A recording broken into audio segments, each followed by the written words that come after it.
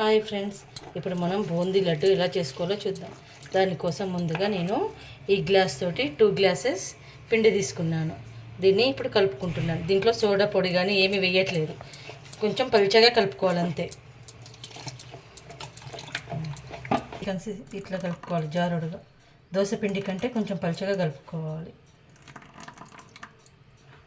ఇలా colour add చేసి ఇలా బాగా కలపాలి.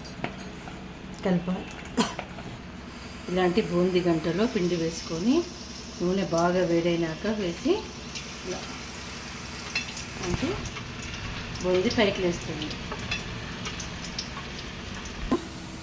రావాలి బూందీ, ఎర్రగా వేపుకోవద్దు. చూడండి, ఇది పర్ఫెక్ట్ వచ్చింది.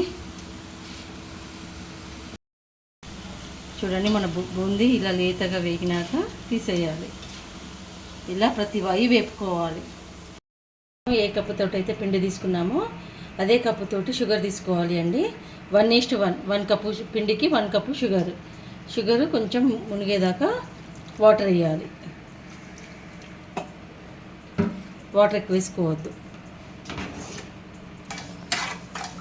చూడండి, ఇలా కలుపుతూ మనము పాకం పట్టుకోవాలి. వేయాలి షుగర్ సిరప్ మసులుతున్నప్పుడు. ఇంకా మన పాకం రాలేదండి, షుగర్ సిరప్ మసులుతుందంటే.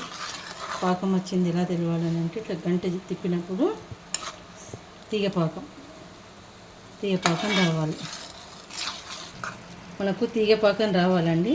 తీగ పాకం అంటే ఇలా చూడండి, గంటలో మనం సిరప్ తీసుకొని ఇలా వేసినప్పుడు ఇట్లా మొత్తం తీగ తెగకుండా రావాలి. మొత్తం సిరప్ అంతా అయిపోయేదాకా. అదిగోండి ఇలా. లేదంటే మనం ఇలా ఇగో ఇలా రావాలి.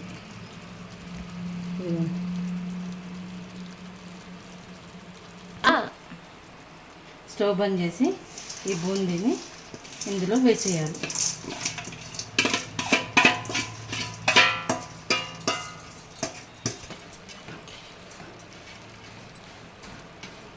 దగ్గర ఉన్న డ్రై ఫ్రూట్స్ని ఇందులో వేసుకొని మొత్తం మిక్స్ చేసేసేయాలి.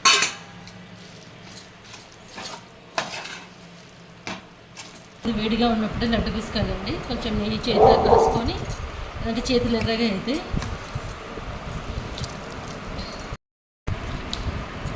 ఇలా లడ్డు కట్టుకోవాలి.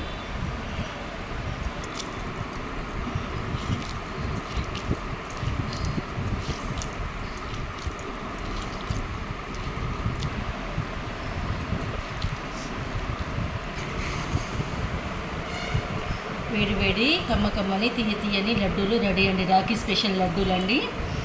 మీరు కూడా మీ ఇంట్లో ట్రై చేసి ఎలా ఉందో చెప్పండి. నా ఛానల్లోని వంటలు మీకు నచ్చినట్టయితే లైక్, షేర్ అండ్ సబ్స్క్రైబ్ చేయండి నా ఛానల్ని. మీరు కూడా ఇంట్లో చేసుకొని ఎలా ఉందో చెప్పండి. కామెంట్ బాక్స్లో కామెంట్ పెట్టండి.